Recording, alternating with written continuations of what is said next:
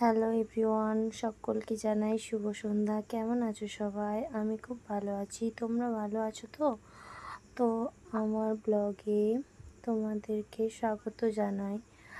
আমার ভিডিওটা যদি তোমাদের ভালো লেগে থাকে, লাইক, কমেন্ট, সাবস্ক্রাইব করে আমার পাশে থেকো।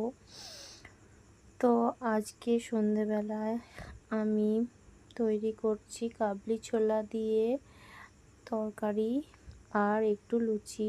আজ বৃষ্টি হয়েছে, বৃষ্টির দিনে খেতে ভালোই লাগবে গরম গরম লুচি আর কাবলি ছোলার তরকারি।